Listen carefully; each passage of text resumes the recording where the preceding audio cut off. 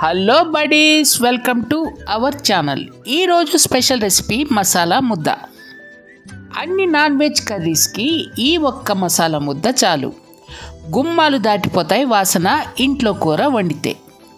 ఈ మసాలా ముద్ద chicken, mutton, పాయ, బోటి, రొయ్యలు, పీతలు ఇంకా వెజిటబుల్ కుర్మాకి కూడా వాడుకోవచ్చు. ఇంకా బయట దొరికే అన్హెల్తీ గరం మసాలాతో పని లేదు. ఇంట్లోనే హెల్తీగా మసాలా పేస్ట్ ఎలా చేయాలో చూద్దాం.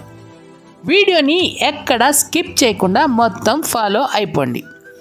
మొదట ఓ మిక్సీ జార్ తీసుకొని మీడియం సైజ్ కొబ్బరికాయ, పావు చిప్ప కొబ్బరి ముక్కలు యాడ్ చేసుకొని ఒక బిగ్ సైజ్ వెల్లుల్లి రెబ్బలు,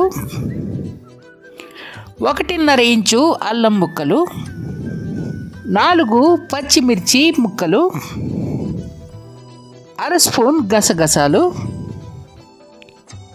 అర స్పూన్ సోంపు, 8 లవంగాలు, 2 ఇంచులు దాల్చిన చెక్క, 1 స్పూన్ ధనియాలు,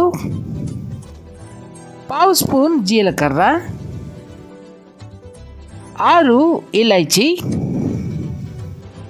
మొత్తం యాడ్ చేసుకొని ఈ కన్సిస్టెన్సీలో గ్రైండ్ చేసుకోవాలి. తర్వాత 100 ml వాటర్ యాడ్ చేసుకొని మెత్తగా కాటుకలాగా ఈ కన్సిస్టెన్సీలో గ్రైండ్ చేసుకోవాలి.